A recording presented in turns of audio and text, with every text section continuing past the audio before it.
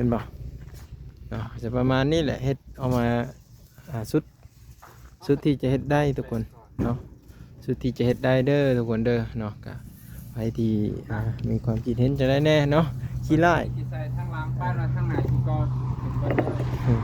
ขี้ไล่หรือว่าจะได้ก็ขอโทษขออภัยเด้อสิเด้อ ปิดไปเลยเนาะ ก็ขอโทษขออภัยถ้าว่าผิดพลาดประการใดก็ได้พ่อแม่พี่น้องเอ้ยเนาะก็สิได้ดินบอกปิดไปเล จ ย บเลยสำนี้เนาะ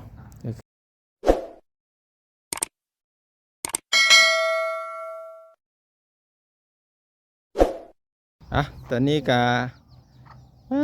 ที่โทล้างหน้าแล้วบ่หัวหน้านี่ หัวหน้าล้างหน้าแล้วโอ้ยน้ำไม่ได้สูบสิได้ยี่บ่นี่เอ้าไม่สูบอันนี้เอาไหมล้างเอาสบายดีป้าลุงแน่ สวัสดีปะลุง โดยพี่น้องเอ้ยมื้อนี้ก็ขอคนละหนึ่งกำลังแหงมกแหงใจเนาะให้เฮาก็มาซอยเวียกสายฟ้าคือเก้าพี่น้องนี่มากับบ่าวนงมาฮอดแต่ดึกแต่เช้า ลุงป้าบัสกูทุกคน เฮาก็พร้อมลุยเวียกลุยงานเนาะบ่าวนงเนาะ เลย สิได้ตัดไม้นี่แหละพี่น้องเอ้ยนี่ ทางขยะ ตัดไม้ใส่อันนี้นะรู้สึกว่าสิครึ้มผ้าครึ้มพ้นแล้วเฮาก็พาวเร่งแน่พี่น้องเพื่อบ่าวบี้มาก็สิได้เฮ็ดเวียกตัวอื่นนี่ตัวนี้มันเฮาแท้แล้วเด้อทุกคนเด้อเฮาสิได้ตัดไม้แป้นขึ้นไปใส่อยู่ถึงเนาะแล้วมารอติดตามเมื่อนึงกันฮะเบิ่งเดี๋ยวอันบ่าวบังสีแท้ก่อนพี่น้องเอ้ยให้สร้างใหญ่เพิ่นจัดการนำได้นี่สร้างใหญ่เพิ่นก็พร้อมลุยเลยเสื้อผ้าบ้านเจ้าเริ่มมีไห้เลยเด้อเพิ่นมาจะใช้ล่ะไก่นะให้ไก่มาหาอยู่เนาะ เฮ้ยตักเสาหนึ่งลง เฮ้ยจังหัด 2 เมตร 34พอดีจบเลยสายฟ้าจะไปตัดหน่อยเฉพาะ FC เพิ่นว่ามันสูงว่าเจ้าได้สิตัดลงบ่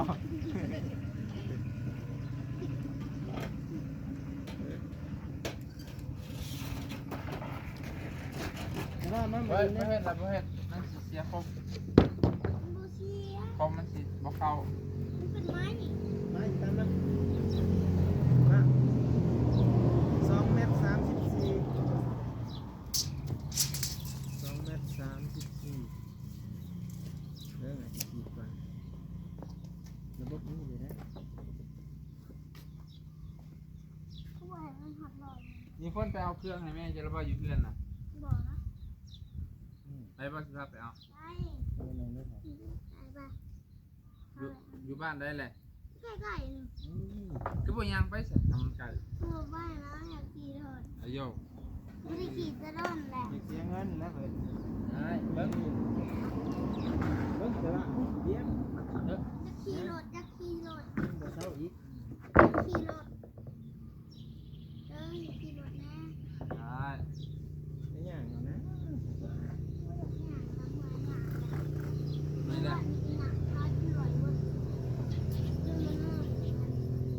ยังไปใช้ตัวนี้ตัวนี้ปะตัวนี้ตัวที่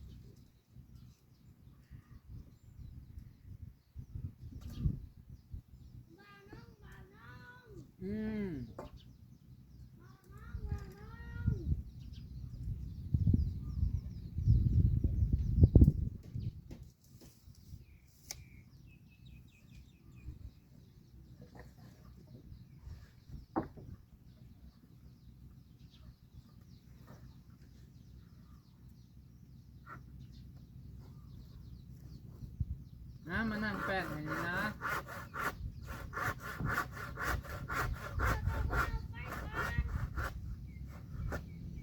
สิมีแล้วน้ำมือแรงคือมือการอึ่งเสื้อผ้ามือการอึ่งเด้อ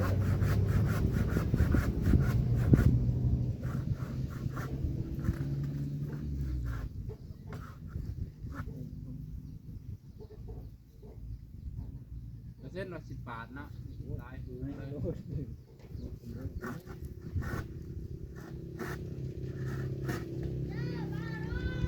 เดี๋ยวว่ามาคุมไม้นะมั้ย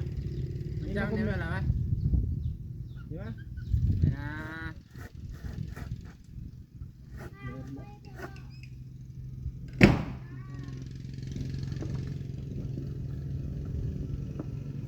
มาจับก็ได้มันเป็นยัง จะให้กำลังใจใกล้หน่อยสิเดี๋ยวว่า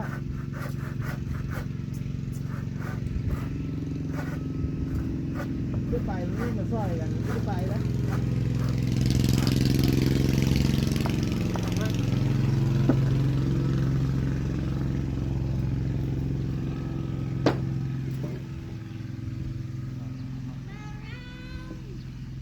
ครับผม ไปก่อน ไม่ใช่ ไป จะแมนเอ็ดมังเล่นเลยเนาะ แล้วบอก โดนลองทำมือเดี๋ยวจะดูแล้ว ว่ามีรถเนี่ย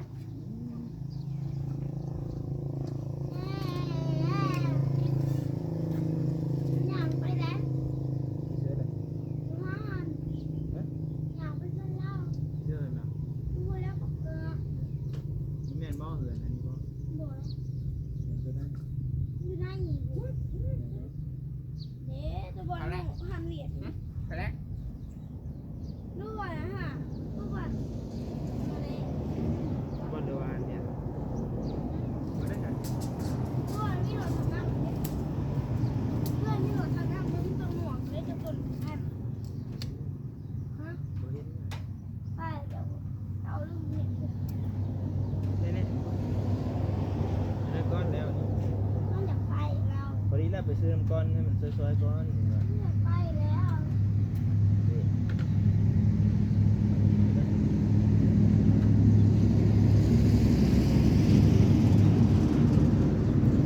ถ่ายคลิปมันก้อนได้จะกินนึงเนาะ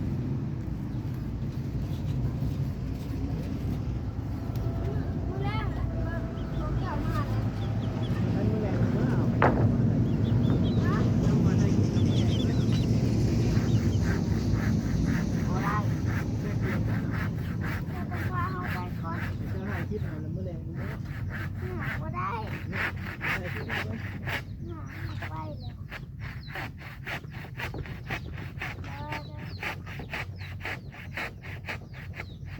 เขาบอกให้ไปให้ไปก่อนเราจะบนุ่งนะ ทำเอาลงแล้ว เราอยากเจ้า หาเบียร์บอกให้ ไปให้เราเบียร์ให้แล้วได้ เป็นยัง ยกมือนะแดงเจ้าแต่ว่าบ่ผักมาจะยกมือนะ ยัง ยกมือนะ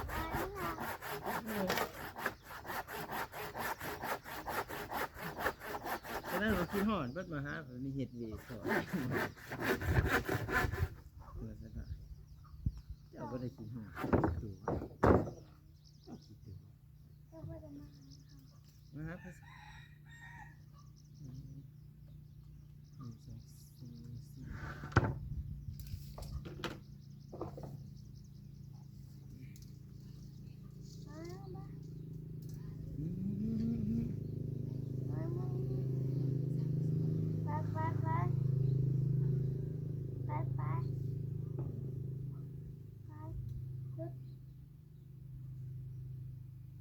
แค่บุ้งไงลูกแมทนะ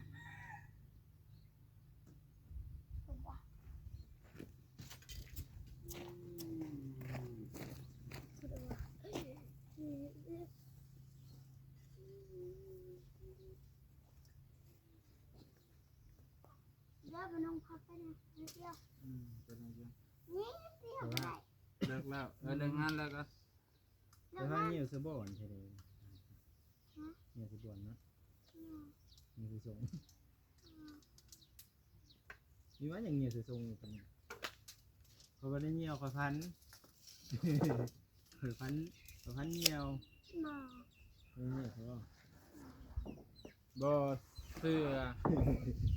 บ่เชื่อ เหี่ยวแต่ว่าแต่ก่อนอันนี้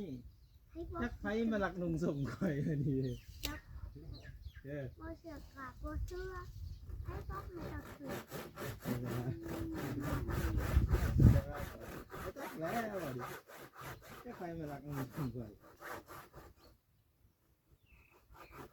ว่ามันกินน้ำร้ายไปจากตอนนอน นี่กินมะม่วงหรือจังไง ถ้าน้องหอมบ่ได้กินข้าวน่าได้กิน เออ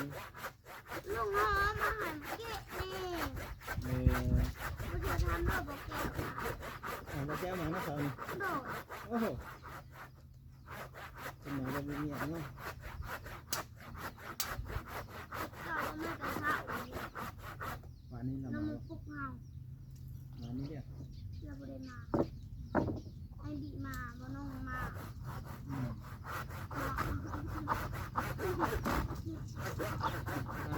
เศร้านาฬิกา บ่น้องบ่เคยมาปลุกคนเจ้าเสือเลย โอ้ยใหญ่เลยเอ้ย ไป จะเอาใหม่เลยทาง แล้วเดี๋ยวแบบนี้พี่น้องเลยสิได้เอาขึ้นไปตกทางข้างเถิงเด้อแบบนี้เด้อขันใดผ่านเดียวเนาะเฮ็ดได้สิขึ้นได้แล้วบัดนี้ ถ่ายคลิปบ่ ขึ้นไปจับอยู่เถิงผู้อีบอกก็สิขึ้นเถิงกันไปพี่น้องเดี๋ยวมารอติดตามตอนแล้วเด้อพี่น้องเด้อเดี๋ยวตอนนี้เฮาบ่ได้ถ่ายดอกเพราะว่าย่ามันติดแดงแน่ทุกคนเลยเพราะว่าขึ้นสูงเด้อเนาะไปเดี๋ยวว่าบางจะขึ้นต่อแล้วแหละจังให้ FC ได้เบิ่งอีกพ่อแม่พี่น้องเลย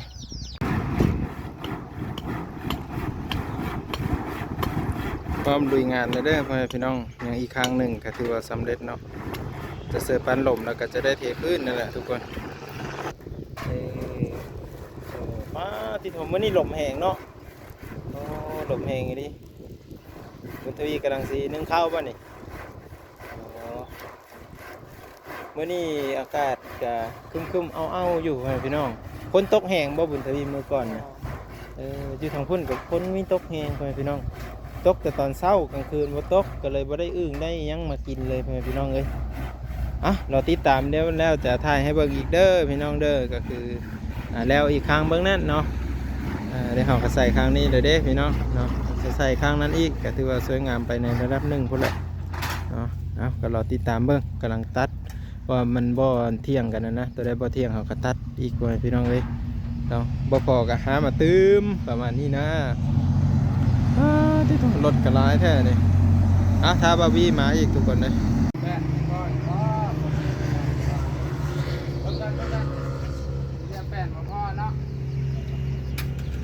ตอนนี้ยังเรียกแป้นอยู่จักครับสี่เด้อ1 2 3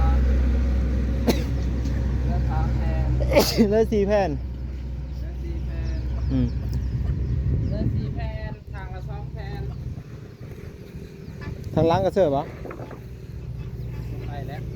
ทางหน้า มีเด็กสิใส่ข้างแล้วบัดนี้แผ่นเบิดเลยเด้ใส่ข้างเอาบัด